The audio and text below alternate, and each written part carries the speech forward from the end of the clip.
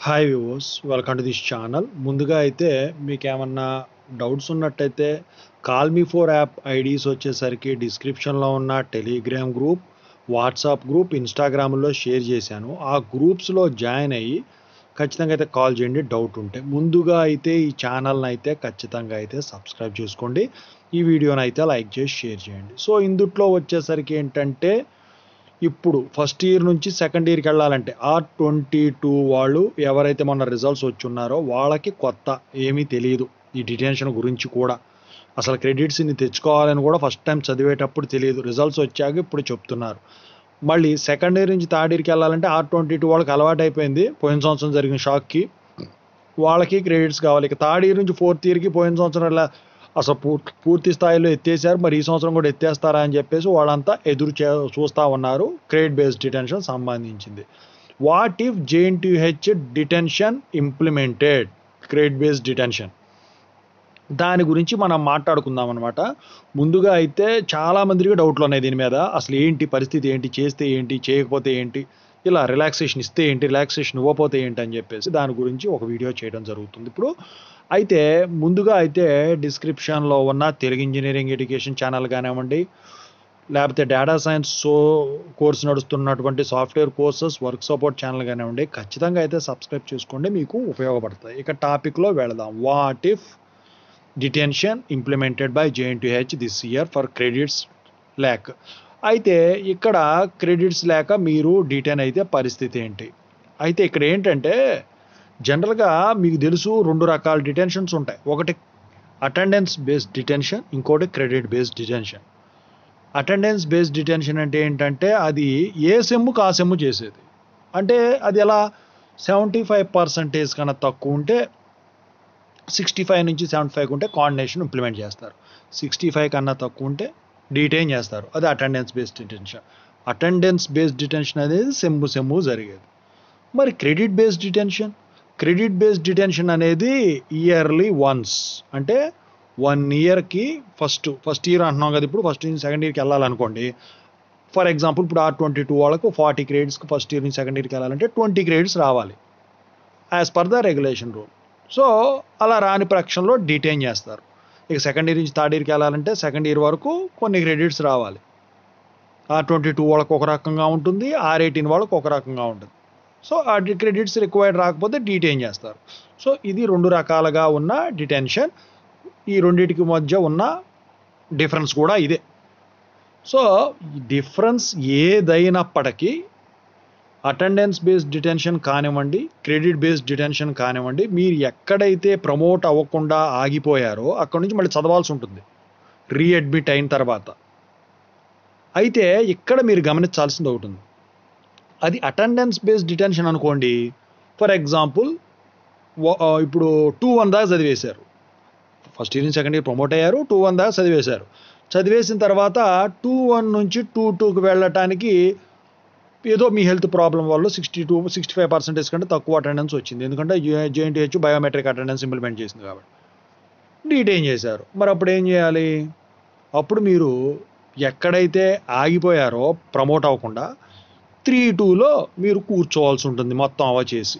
అది attendance based detention. కానీ credit based detention ఉంది చూశారు, ఇదేంటంటే మీకు క్రెడిట్స్ తగ్గుతాయి కదా, ఎన్ని క్రెడిట్స్ అయితే తగ్గాయో, ఫర్ ఎగ్జాంపుల్ ఫస్ట్ ఇయర్ నుంచి సెకండ్ ఇయర్కి వెళ్ళాలి కానీ మీ క్రెడిట్స్ లేక డిటైన్ చేశారు. ఫర్ ఎగ్జాంపుల్ 2 క్రెడిట్స్ తగ్గినాయి.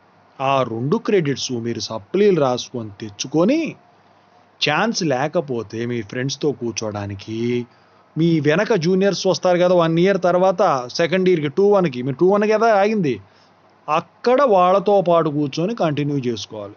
అయితే అప్పటికీ ఆ 2 క్రెడిట్స్ రిక్వైర్డ్ రాలేదనుకోండి, మళ్ళీ ఒక సంవత్సరం వరకు ఛాన్స్ లేదనుకోండి, మళ్ళీ వాళ్ళ జూనియర్స్ వస్తారు చూసారా, అప్పటికి వచ్చినాయి అనుకోండి ఆ క్రెడిట్స్, వాళ్ళతో కూర్చోవాల్సి ఉంటుంది. సో ఇలా మీరు క్రెడిట్స్ ఎప్పుడైతే తెచ్చుకుంటారో అప్పుడు నడుస్తున్న ప్రజెంట్ మీరు ఎక్కడైతే ప్రమోట్ కావాల్సిందో అక్కడ స్టూడెంట్స్ ఎవరైతే ఉంటారో వాళ్ళతో కూర్చోవాల్సి ఉంటుంది. మా ఫ్రెండ్స్తో కూర్చుంటా అంటే కుదరదు. అదొకటి. మీరు వచ్చేసరికి సంవత్సరం అంటే నాకు తెలిసి అయితే ఇంప్లిమెంట్ చేసిన తర్వాత ఇక సప్లీ కండక్ట్ చేసిన అవి రాసుకుని వెయిట్ చేయడం తప్ప మనం చేసేదైతే ఏమీ ఉండదు. అయితే మరి రెగ్యులేషన్ ఏదొస్తుంది?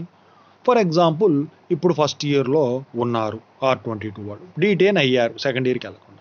మీ జూనియర్స్కి R22 రెగ్యులేషన్ 2-1కి వచ్చినాక మీకు ఈ క్రెడిట్స్ మీకు వచ్చేసి ఉంటే వాళ్ళతో పాటు R22లో కూర్చోవచ్చు. మరి R18 వాళ్ళు ఉన్నారు ఇప్పుడు థర్డ్ ఇయర్లో, ఫైనల్ ఇయర్లో.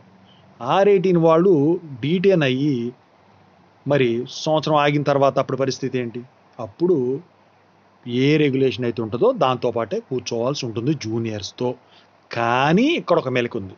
ఏంటంటే యూనివర్సిటీ వాళ్ళు ఫస్ట్ మీకు ఏ రెగ్యులేషన్ అయితే అలాట్ చేస్తారో ఆ రెగ్యులేషనే మీకు అప్లై అవుతుంది. కానీ కాలేజీ వాళ్ళు మీకు ఆ రెగ్యులేషన్ ఇవ్వరు. మీరు ఎవరితో అయితే కూర్చుంటారో ఆ రెగ్యులేషన్ వాళ్ళతో కూర్చోబెట్టి కొన్ని ఉంటాయి, కొన్ని చేయాల్సినవి ఉంటాయి. మీరు చదివే సబ్జెక్టులు వేరుగా ఉంటాయి, కొన్ని 1-2 మీ జూనియర్స్తో కూర్చున్న తర్వాత మళ్ళీ చదవాల్సి వచ్చేవి ఉంటాయి. సో వాటికి కొన్ని ఉంటాయి. అదేంటి ఏంటి అని చెప్పేసి నేను మీకు ఏమైనా డౌట్స్ ఉంటే కాల్ చేయండి, ఇది సరిపోదు. అయితే అలా చేసుకొని ఇక నడపటమే. దాన్ని క్రెడిట్ బేస్డ్ డిటెన్షన్ ద్వారా కానీ అటెండెన్స్ బేస్డ్ డిటెన్షన్ ద్వారా కానీ మీరు కనుక మళ్ళీ జాయిన్ అయినట్టయితే రీఅడ్మిషన్ అంటారు దాన్ని. ఆ రీఅడ్మిషన్కి మళ్ళీ లెటర్ పెట్టుకొని కాలేజ్ వాళ్ళ దగ్గర నో అబ్జెక్షన్ సర్టిఫికేట్, అదే యాక్సెప్టెన్స్ తీసుకొని అప్పుడు రీఅడ్మిషన్ ఉంటుంది. మరి దీనికి స్కాలర్షిప్ ఉంటుందా? ఆ సంవత్సరం ఏదైతే పోయిందో ఆ సంవత్సరానికి స్కాలర్షిప్ వస్తుందా మీకు? రీఎంబర్స్మెంట్ అయితే రీఎంబర్స్మెంట్ వస్తుందా? మేనేజ్మెంట్ ఫీజు అయితే మేనేజ్మెంట్ ఫీజు కట్టాలా డీటెయిన్ అయిన సంవత్సరం? ఇవన్నీ కూడా స్టూడెంట్స్లో ప్రశ్నలు చాలా ఉన్నాయి. అయితే ప్రస్తుతానికి అది టాపిక్ కాదు కాబట్టి సో నాకు తెలిసి JNTH క్రెడిట్ బేస్డ్ డిటెన్షన్ కానీ అటెండెన్స్ బేస్డ్ డిటెన్షన్ కానీ ఇంప్లిమెంట్ చేసింది అంటే ఎంత ప్రొసీజర్ ఉంటుంది. అయితే పాపం ఫస్ట్ ఇయర్లోనే జాయిన్ అయినమ్మంటే పాపం వాళ్ళకి తెలియదు ఈ క్రెడిట్స్ అంటే ఏంటని. బాగా చదివేవాళ్ళు, పాస్ అయిపోయేవాళ్ళు, ఆల్ క్లియర్ చేసుకునే వాళ్ళకి అసలు క్రెడిట్స్ అండ్ డిటెన్షన్ అంటే ఏంటో కూడా తెలియదు. ఎవరికి తెలియదు? మాకు తెలుసా? మాకు తెలియదు. ఫెయిల్ అయ్యే వాళ్ళకైతే దాని గురించి ఒక ఐడియా ఉంటుంది. ఇప్పుడంటే ట్రెండింగ్లోకి వచ్చినాయి, కానీ ఇదివరకు ఈ క్రెడిట్స్ డిటెన్షన్ అంటే ఏంటో కూడా తెలియదు, ఉంటుందని కూడా తెలియదు అసలు ఎవరికి కూడా.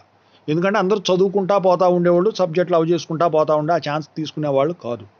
ఎక్కడో 100లో ఒక్కడు, 100లో కూడా కాదు, 1,00,000లో ఒకడు ఉండేవాడు అంతే. సో ఓవరాల్గా అయితే నాకు తెలిసి JNTH డిటెన్షన్ ఇంప్లిమెంటేషన్ సంబంధించింది ఇది. ఇంకా 10 డేస్లోనే మీకు దీనికి సంబంధించిన అప్డేట్ వస్తుంది. ఓకేనా? ఏమైనా డౌట్స్ ఉంటే కాల్ మీ 4 యాప్లో కాల్ చేయండి. Thank you so much.